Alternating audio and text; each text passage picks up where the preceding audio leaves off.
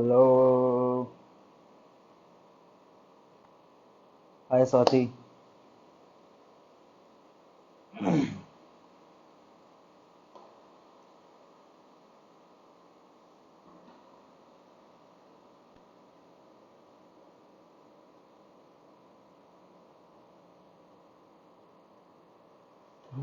We'll wait for everyone to join, then we'll start our session. Hello, Sachin. मेरी आवाज़ आ रही हो तो एक बार थम्स अप दे देना सब. Hello Shivam.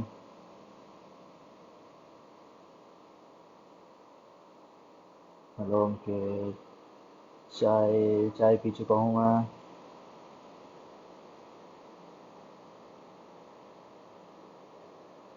Hello Palak, sunshine. Hello Ankit. Hello everyone. And today we are going to be joined by Dr. Devraj Shom sir. He is a very well-known plastic surgeon of India. And let me send him the request and we will take him live and we will start our live session. Uh, and I request everyone to please share this live. I want maximum people to attend this live session. So, yes, there we go. The sir is about to join us in a moment. We are waiting for the sir to connect.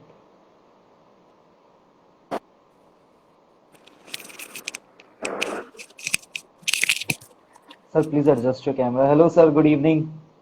Hi Priyanshu, how are you doing? I'm good, sir. I'm good. Glad to have you, sir, with us today. Thank you so much for giving us. Thank you so much for having me here, and what a pleasure it is to see all of you all. Yeah, thank you so much, sir. So before starting, I would like to introduce Dr. Devraj Shom sir to all of you guys who are joining us now.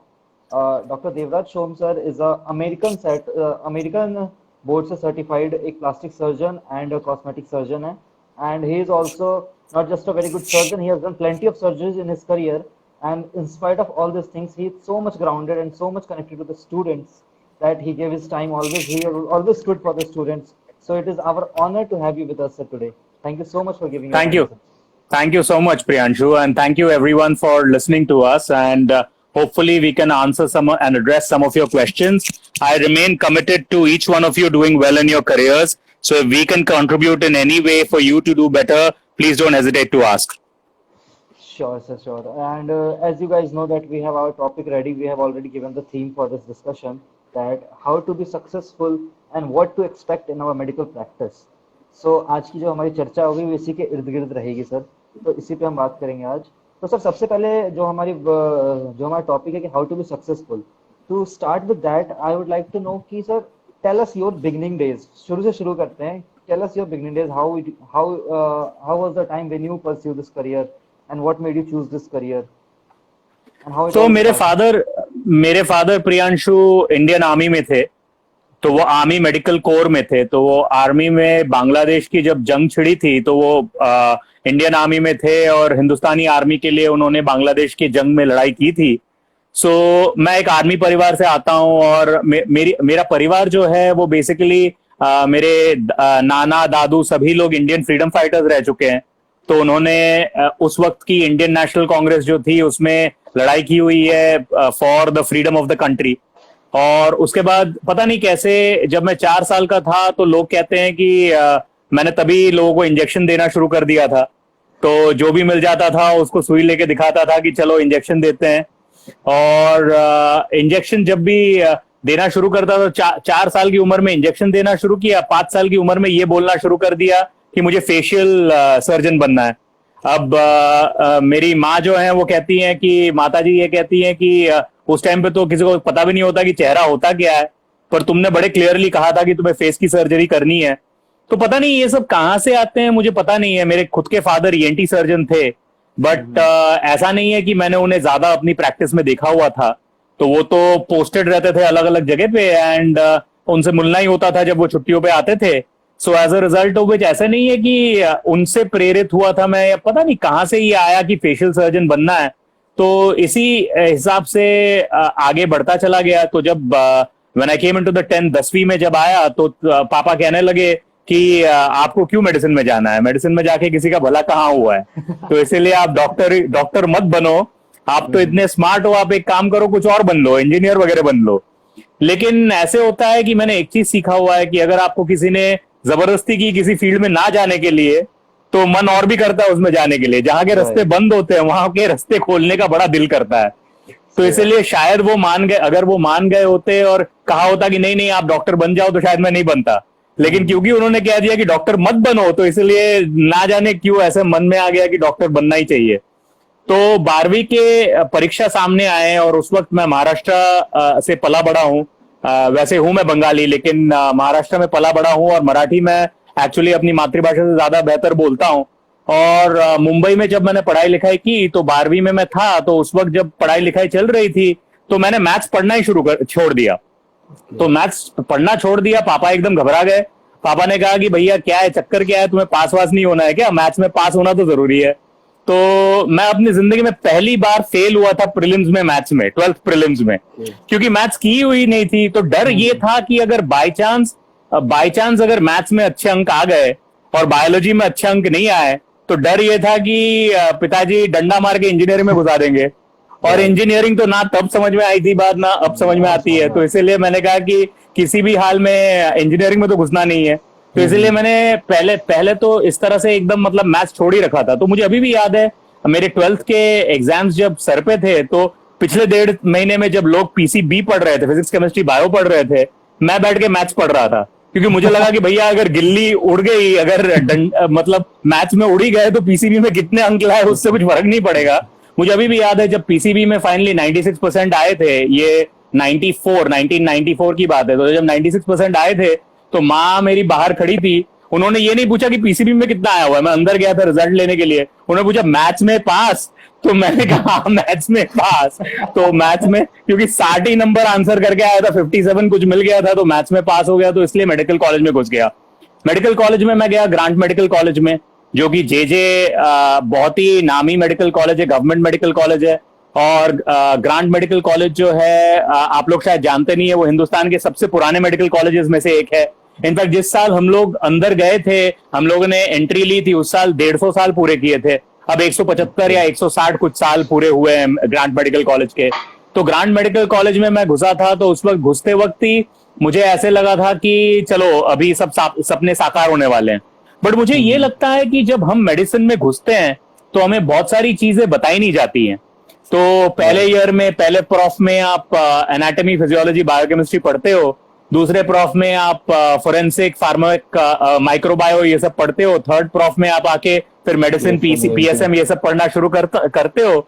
लेकिन ये नहीं पता होता कि सबसे जो important चीजें हैं प्रैक्टिस चलाने के लिए, वो तो आपको समझाया नहीं जा रहा है, वो करेक्ट। तो आपको सिखाया नहीं जा रहा है। आज के जमाने में सबसे इंपॉर्टेंट चीज है, अगर हम अपने प्रैक्टिस के बारे में सोचे, तो बेसिक मार्केटिंग आना, बेसिक लोगों के साथ कम्युनिकेट करना। आप लोगों के साथ बात नहीं कर पाओगे ठीक तरह से, लोगों को अपनी मनोकांक्षा समझा नहीं पाओगे, तो आप कितने अच्छे डॉक्टर हो इसका कुछ मायने नहीं रह जाएगा। क्योंकि जब तक करेक्ट। आप बोल नहीं सकते हो, आप अपने जो भावना है, आपकी भावनाएं और आपके अनुभव को आप कन्वे नहीं कर सकते हो, तब तक कोई बात नहीं रह जाती है। लेकिन तकलीफ यह है कि मेडिसिन में ये सब चीजें सिखाई नहीं जाती है। आपको सिर्फ हम्म। टेक्निकल नॉलेज दिया जाता है और कहा जाता है चलो भैया अब जाके पेशेंट देखो। अब हम्म। पेशेंट जो चीज है, पेशेंट में सिर्फ टेक्निकल नॉलेज से आप पेशेंट को ट्रीट नहीं कर सकते हो, है ना। करेक्ट। जो जो एक पेशेंट है, तो हमारे कुछ पुराने जमाने के डॉक्टर हुआ करते थे, तो मेरे पापा के पास भी कुछ पेशेंट्स आया करते थे। वो कहते थे कि पता तो हमें भी था कि क्रोसिन लेना है, सर में दर्द हुआ है, लेकिन डॉक्टर साहब जब बोल देते हैं कि आप क्रोसिन ले लो, तो लगता है कि सर का दर्द ऐसे ही ठीक हो गया, क्रोसिन की जरूरत ही नहीं है। तो हम्म। डॉक्टर बनने का जो स्कोप है, या डॉक्टर बनने की जो बात है, वो दिल को छूने वाली बात है। और ये कम्युनिकेशन जो है, हमें सिखाया जाना बहुत जरूरी है। क्योंकि अगर आप ये कम्युनिकेट नहीं कर सकते हो, ज्यादातर जो मेडिको लीगल केसेस हो रही हैं, वो इसलिए नहीं हो रही है क्योंकि लोगों को लगता है कि डॉक्टर खराब है। वो इसलिए हो रही है क्योंकि हम कम्युनिकेट नहीं कर पा रहे हैं, हम कन्वे नहीं कर पा रहे हैं कि एक्चुअली कौन सी ट्रीटमेंट दी गई है और हमें क्या करना चाहिए था इस पर्टिकुलर ट्रीटमेंट में। और ओके। बेसिकली बात ये हो रही है कि क्योंकि हम कम्युनिकेट नहीं कर रहे हैं ठीक तरह से, अब मुझे लगता है कि डॉक्टर्स एक्चुअली में सोसाइटी के साथ भी ठीक से कम्युनिकेट नहीं कर रहे हैं। डॉक्टर्स शायद राज्य के साथ, सरकारों के साथ भी ठीक से कम्युनिकेट नहीं कर रहे हैं। और because we are not going ahead and communicating properly, लोग हमें समझ नहीं पा रहे हैं। सो आज का जो जमाना है वो बदल चुका है। आज से 20 साल पहले आप डॉक्टर हो, आप अपने हाई चेयर पे बैठे हो, 100 मरीज बाहर खड़े हैं, आपने कुछ कुछ लिखा जो हैंडराइटिंग आपको भी समझ में नहीं आई और उनको भी समझ में नहीं आई, और आपने उनके हाथ में थमा दिया और आपको लगता था कि आपने बहुत बड़ा काम कर लिया। लेकिन आज वो परिस्थिति आ गई है कि पेशेंट चाहता है कि आप अच्छी तरह बैठ के उसको समझाओ, वक्त निकाल के उसको समझाओ। हाँ, ये बात अलग है कि हमने पेशेंट को ये नहीं बताया कि हमारा भी व्यवसाय है, हमें भी घर चलाना है, तो अगर मैं 20 ही पेशेंट देखने वाला हूं, मुझे भी थोड़ा बहुत चार्ज करने की, चार्जेस बढ़ाने की जरूरत पड़ेगी, क्योंकि मैं अगर चार्जेस बढ़ा नहीं पाऊंगा तो फिर मैं आपको वक्त दे नहीं पाऊंगा, और अगर मैं आपको वक्त नहीं दे पाऊंगा आप संतुष्ट हो नहीं पाएंगे। So as a result of which ये बहुत जरूरी है कि इस तरह से ठीक तरह से समझाया जाए। So I think all in all medical curriculum में मेडिको लीगल अफेयर्स, मार्केटिंग और कम्युनिकेशन को इन्वॉल्व करना बहुत ज्यादा जरूरी है। ओके, तो सर आपकी ऐसे कोई एक्सपीरियंसेस रही हैं कि जहाँ पे ऐसा लैक ऑफ कम्युनिकेशन फेस किया हो आपने, कि जहाँ पे लोगों के बीच में ऐसे कोई ऐसे, जैसे ये बहुत कॉमन है वायलेंस अगेंस्ट द डॉक्टर्स आजकल की डेट में, तो ऐसी कोई सिचुएशन जो आपने इससे डील करी हो कभी? देखिए ऐसा है, मैंने मेरी करियर शुरू की जब मैं यूएस से वापस आया था, तो मैंने मेरी करियर शुरू की 2008 में। 13 साल लगे मुझे फेशियल सर्जन बनने में। अब 13 साल की ट्रेनिंग के बाद जब 2007-8 में मैंने प्रैक्टिस शुरू की, तो मैंने 6-7 में प्रैक्टिस शुरू की, तो मैंने प्रैक्टिस एक्चुअली शुरू की टाटा मेमोरियल हॉस्पिटल से। और आप अगर टाटा मेमोरियल हॉस्पिटल के बारे में जानते हो तो आप जानते हो कि ये शायद हिंदुस्तान की सबसे सर्वश्रेष्ठ संस्था है जो कैंसर में लोगों को ट्रीट करती है। अब टाटा मेमोरियल में ऐसे हुआ करता था कि हमारे दिन की ओपीडी 80 से 100 पेशेंट की थी। अब 80 से 100 पेशेंट, आप जब कॉम्प्लेक्स कैंसर वाले पेशेंट्स देखोगे, फाइल इतनी मोटी मोटी ले आते थे लोग, वो फाइल को आप पढ़ के कैसे खत्म करोगे? आपके पास तो 8 या 10 घंटे हैं, 8 और 10 घंटे में आप कैसे कंप्लीट करोगे 80 पेशेंट्स को? तो ये उस वक्त समझ में आ गया था मुझे कि मुझे इस तरह की प्रैक्टिस में नहीं रहना है, और इसीलिए मैंने बाय चॉइस ना मैं गवर्नमेंट हॉस्पिटल में रहा, ना मैं टाटा मेमोरियल में रहा, इसलिए मैं प्राइवेट कॉर्पोरेट हॉस्पिटल्स में शिफ्ट हो गया। कहने का मतलब ये है, मुझे ये बात समझ में आती है कि जब मुझे पाव भाजी खानी हो, तो पाव भाजी जब मैं खाऊंगा रास्ते के ठेले से जब खाऊंगा, और मैं जब मतलब एक ताज या किसी बड़े होटल में खाऊंगा, दोनों में फर्क तो होने वाला है। सिर्फ भाजी के हिसाब से और टमाटर का कॉस्ट तो सेम है, लेकिन बाकी जो चीजें लगती हैं उससे कॉस्ट बढ़ती हैं। So obviously if you are expecting that I have to give 25 minutes to every patient या 30 minutes to every patient, obviously charges भी उस तरह से बढ़ाने होंगे। दोनों चीज नहीं हो सकते ना। मैं ये उम्मीद नहीं रख सकता हूं कि मैं बिजनेस क्लास भी फ्लाई करूं, मैं विस्तारा भी फ्लाई करूं, लेकिन मैं पैसे भी ना दूं। मैं पैसे दूं एयर एशिया वाले और मैं फ्लाई करूं विस्तारा में, ऐसे कैसे हो सकता है? So as a result of which, अगर हम पेशेंट से भी बात करें और सरकार से भी बात करें, ये समझाना जरूरी है कि अलग सेगमेंटेशन करना जरूरी है। आप चाहते हैं आप जब हॉस्पिटल में आए, डॉक्टर सिर्फ आपको देखे, आधा घंटा आपको दे, आपको वेटिंग ना हो, आपको इंतजार ना करना पड़े, आप स्वीट रूम में रहे, आपको होटल की तरह सहूलतें मिले, लेकिन आप पैसे नहीं देना चाहते हैं। दोनों चीजें कैसे मुमकिन है? सो यही चीज है, इसीलिए कम्युनिकेशन बहुत मायने रखता है।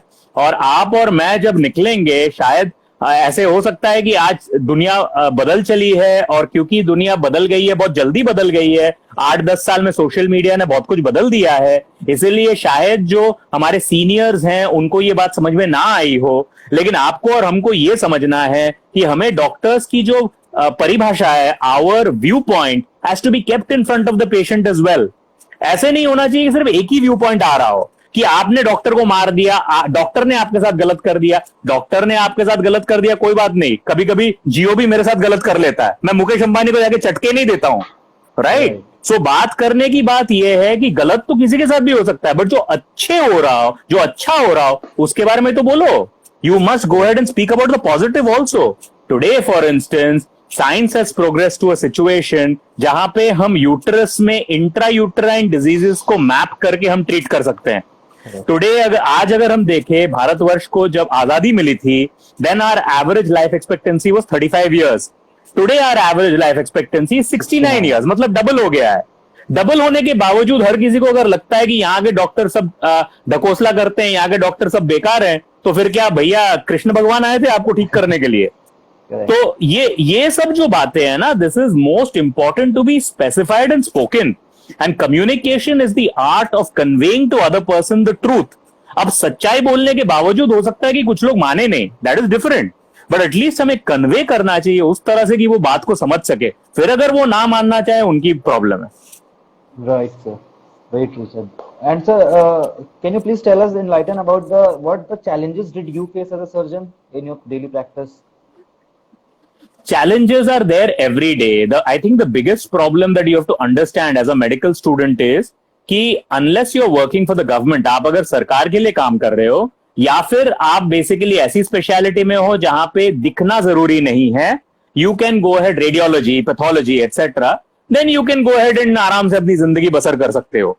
But the fact of the matter is, finally बिकता वही है जो दिखता है, चाहे वो पावभाजी हो चाहे वो डॉक्टर हो, right? So as a result of which the most important thing to understand is that you will have to understand कि लोगों को तो बाद में पता चलेगा आप सर्जन कैसे हैं, लेकिन अगर आप वो सर्जरी करवाने आएंगे ही नहीं आपसे, तो फिर तो ये पता चलने का स्कोप ही नहीं मिलेगा कि आप कितने अच्छे सर्जन हैं.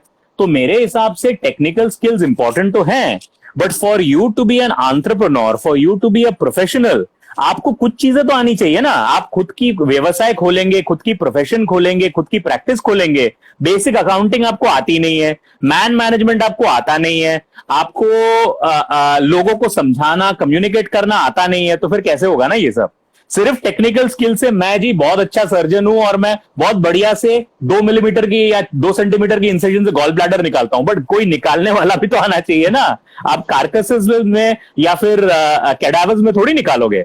So I think it is very important for us to start treating medicine as a profession. What I mean is that you have to go ahead and give information to people with regards to setting up their practice. ऐसे ना हो कि MBBS के बाद लोगों ने सोचा नहीं अब मुझे सर्जन बनना है, सर्जन के बाद सोचा अरे यार अभी भी मेरे पास कॉन्फिडेंस नहीं है प्रैक्टिस स्टार्ट करने के लिए, चल हम लोग एक काम करते हैं फेशियल सर्जरी करते हैं.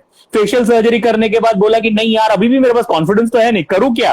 फिर आ गए अपोलो के पास, अपोलो ने 75,000 रुपए सैलरी दी आपको 13,000 की ट्रेनिंग के बाद. वही 75,000 रुपए कोई कमा रहा है बेसिकली इंजीनियर, आपके दोस्त जो घुसे थे इंजीनियरिंग में वो कंसल्टेंट बन गए, एमबीए बन के निकल लिए, and they are making 5 times the amount.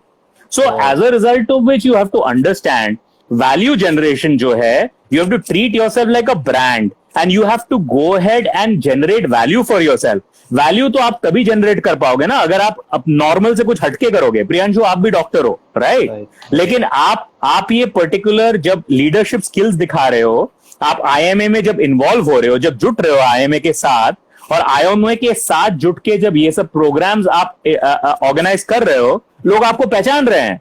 कल जब लोग आपको पहचानेंगे, कल सपोज आप एक सुपर स्पेशलिस्ट बनते हो तो कहेंगे हाँ वो प्रियांशु वो आईएमए वाले.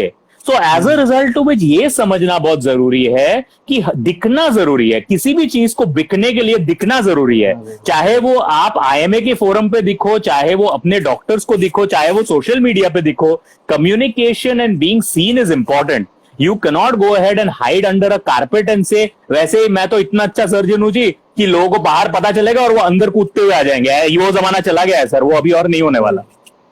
That's very well said, sir.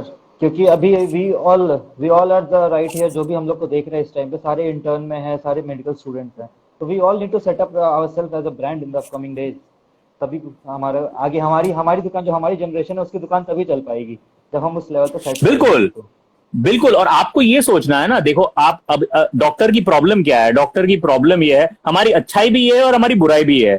हमारी अच्छाई ये है कि हर कुछ एकेडमिक्स पे डिपेंड करता है ना.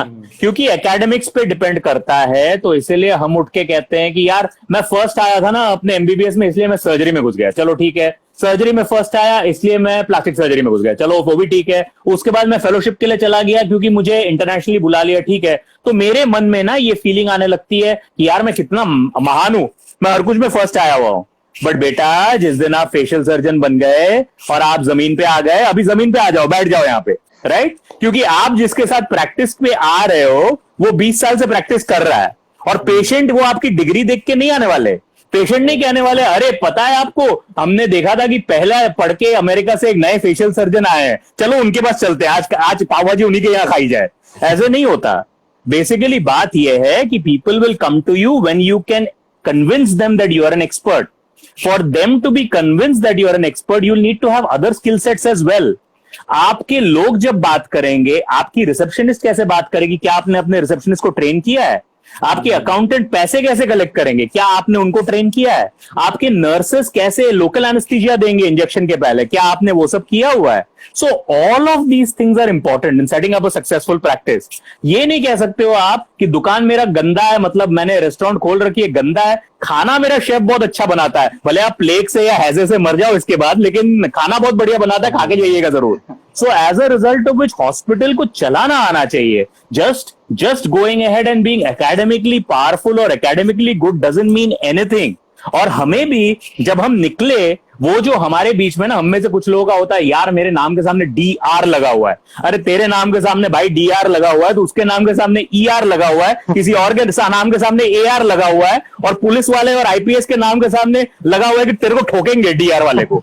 सो इसीलिए बेसिकली वो सोचना बंद कर दे कि किसके नाम के सामने क्या लगा हुआ है.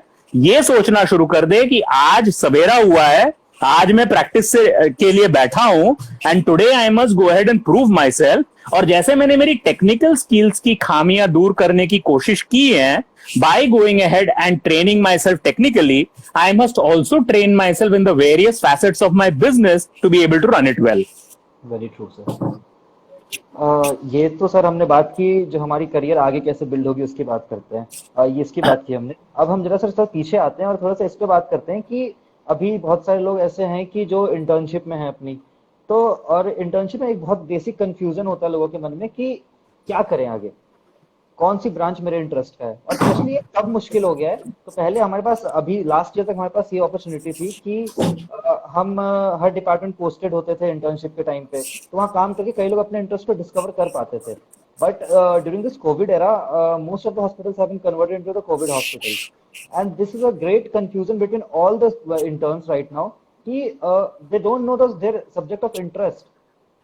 कहाँ जाएं वो, हाउ टू डिस्कवर. यार आप लोग तो एक्चुअली बहुत अच्छे स्टूडेंट लगते हो. मैं तो जिंदगी भर लास्ट बेंचर रहा हूँ, एकेडमिकली अच्छा जरूर रहा हूँ, लेकिन जिंदगी भर लास्ट बेंचर रहा हूँ. तो इंटर्नशिप तो आपने कोविड एरा की वजह से मतलब आप अटेंड नहीं कर सके. मेरे टाइम पे तो कोविड नहीं था, मैंने खुद ही कोविड बना लिया था ताकि अटेंड ना करना पड़े. कहा कि यार अगले साल से तो वैसे भी गधा मजदूरी शुरू करनी है, इस साल तो आराम करें, अगले साल की अगले देखेंगे. तो बट बेसिकली थर्ड MBBS में हो, जहां पे भी हो, आपको ना ये सोचना है कि इंटरेस्ट जो चीज में हो ना, जरूरी नहीं है वो पैसा दे, और पैसा जिस चीज में हो जरूरी नहीं है वो करियर दे. तो आपको ये समझना है कि आपको किस तरह का फेमस होना है ना.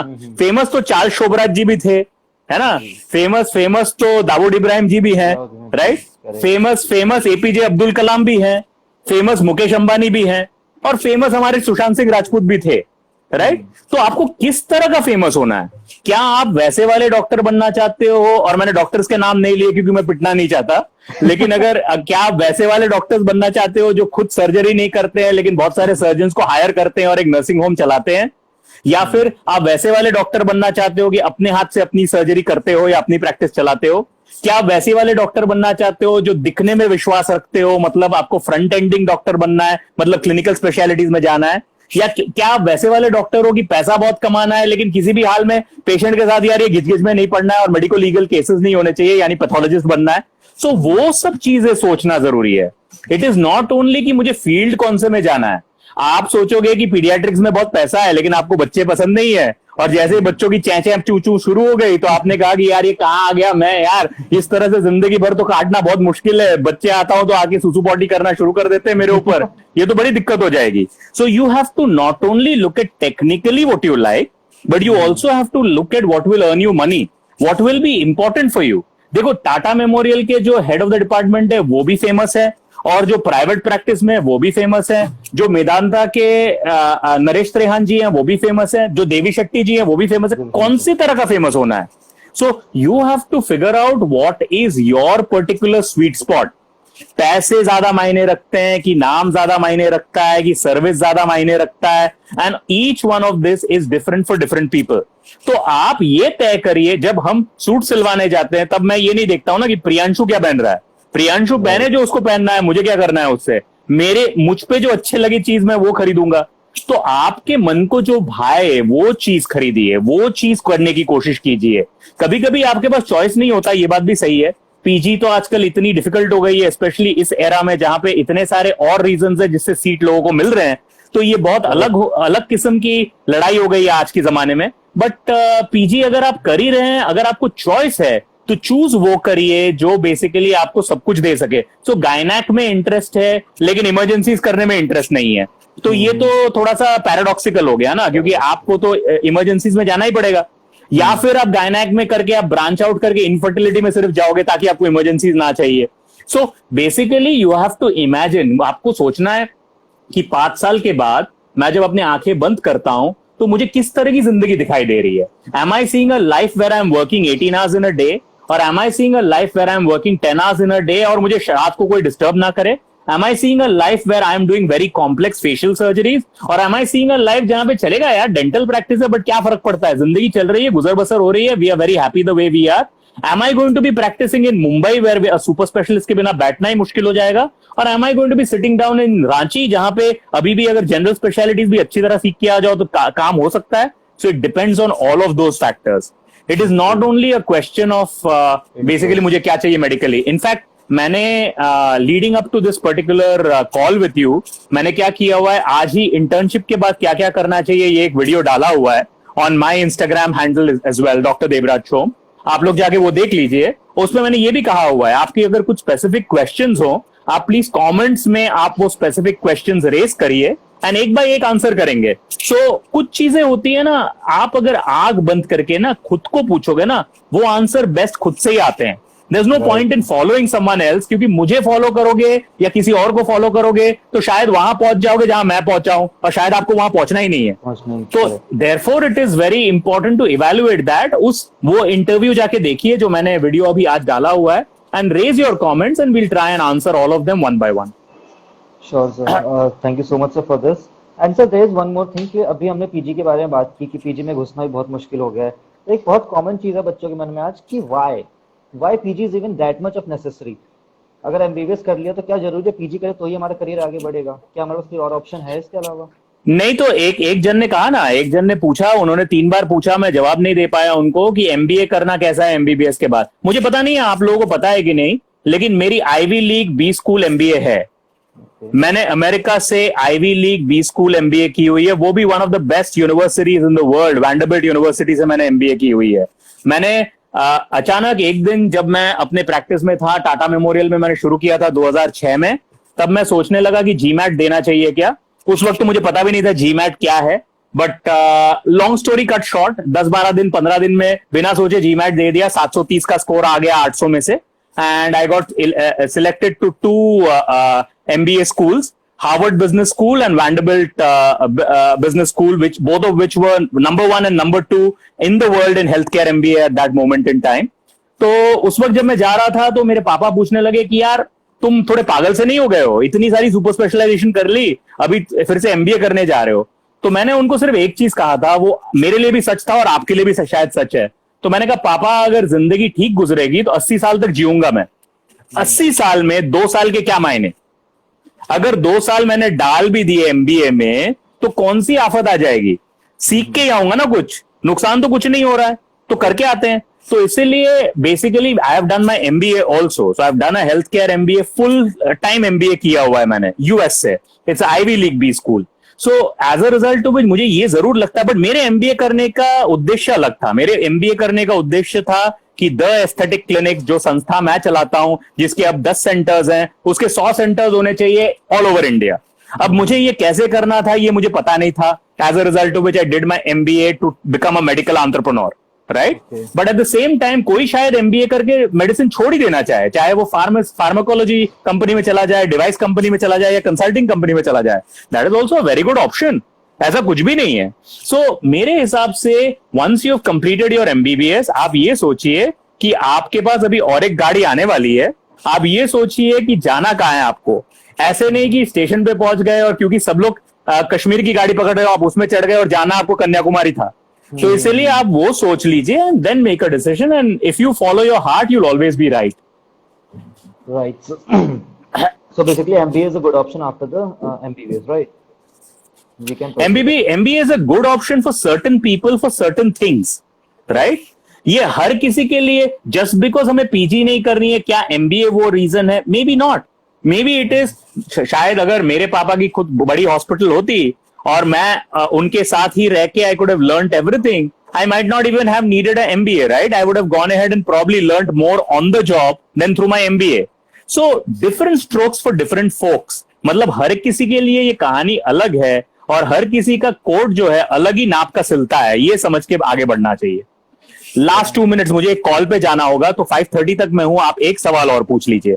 अच्छा, तो सर ये लास्ट सवाल मैं पूछ लेता हूँ आपसे कि how to deal with the failures, setbacks अपनी जिंदगी में कैसे डील करना है सर उससे, सेटबैक से? फेलियर्स तो होते ही नहीं है। Failures, there is nothing called failures. अगर बेसिकली जिंदगी आप पे दरवाजा आपकी तरफ बंद कर रहा हो, जिंदगी और कायनात ये आपको बता रहा है कि और कहीं दरवाजा खुलने वाला है, so as a result of which there is nothing called a failure. आप मुझे बताइए, आप भगवान में विश्वास करते हैं? Sure sir, definitely. अगर आप भगवान में विश्वास करते हैं, भगवान नहीं, अगर आप एथेइस्ट भी हैं, लेकिन फिर भी अगर आप विश्वास करते हैं कि ये जग जो है, this world is much bigger than I am, and if it is much bigger than I am, then इसने मुझे पैदा किया हुआ, इसको पता है मुझे कहां जाना चाहिए, राइट? तो जो भी है, वो भगवान हो, वो सुप्रीम पावर हो, जो भी हो, जो भी मुझे गाइड कर रहा हो, अगर मैं विश्वास करता हूं उस पे, उस पावर पे जो इस पृथ्वी को चला रहा हो, उस पावर पे जो कल सूरज की रोशनी इस पृथ्वी पे देगा, then I should have complete belief ना। विश्वास एक ऐसी चीज है, आइदर 100% है या 0%। सो अगर 100% विश्वास है तो क्या डर, और अगर विश्वास नहीं है तो वैसे भी डरना चाहिए, तो फिर क्या प्रॉब्लम? सो बेसिकली आप अगर पैदा हुए हैं और आपने पैदा होने के लिए कुछ भी नहीं किया, डॉक्टर्स और भगवान ने आपको पैदा कर दिया, तो इतनी तो उसको, उस ऊपर वाले को इतने श्रेय तो आप दे दीजिए कि बेसिकली वो आपको जिंदा भी रख लेगा। So I don't believe in the concept of failures at all. अगर मैंने कोशिश की और वो नहीं हुआ है, there must be another road which will lead to greater success for me. ये मेरी सच में विश्वास है। So with that we conclude, and thank you so much for your magical words, sir. And I can see the comment section rising and the number of viewers has raised as well. I wish we have more time. I had plenty of questions lined up for you, but we'll do it some other time. Priyanshu, I'll be happy to do this again. But Yeah. basically at this moment in time, I also have a video call starting with the US. 5:30 बजे शुरू हो रहा है video call. So thank you very much. I am very, very grateful to you for giving me the chance. And basically आज technology is so omnipresent. आपके गुरु कहीं भी हो सकते हैं। आज आपके गुरु को आपके सामने होने की जरूरत नहीं है। आज गुरु इंस्टाग्राम लाइव पे भी हो सकते हैं। So if I can help in any way, please let me know and I'll go ahead and make sure I help you in whichever way possible. Thank you so much for joining in, sir. It was a great pleasure having you with us, sir. Thank you so much, sir. Thank you guys. Bye. Bye, sir. Bye. So this was Dr. Devraj Shom, sir. जरा comment section फटाफट बता दो कैसा लगा session तुमको, फिर मैं इसको एंड करता हूँ फटाफट। Give me the feedback, guys, so कि मैं अगला सेशन जल्दी से जल्दी प्लान करूँ फिर से, and bring some more guests for great knowledge sharing with us. Tejas Chaudhary, I'll never fail. Very good. Juhi Gupta, please don't fail ever. Okay, great. Thank you. Aristotle _777. बहुत अच्छा, thank you. Pranav, Dabi, Ayush. So basically it was a good session, inspiring. Thank you so much, everyone. And people are sending me the request to join in. I don't know what they're going to talk to me. Great, thank you, Siko. बहुत सही था sir, waiting for the next session. Sure, Ayush, we'll do the next session soon. Organizing more search, yeah, definitely we will do. Thank you, Aditya. Solanki. Well, thank you, Sahil. It was striking different chords, awesome. Thank you so much, sir. This means a lot, Shankul sir. And okay, fine. Thank you very much, guys, for joining in, and we will do the next session soon. And expecting such audience, and it was great being talking to all of you. So thank you so much. See ya. Bye bye. Sure, Swati, we'll do more.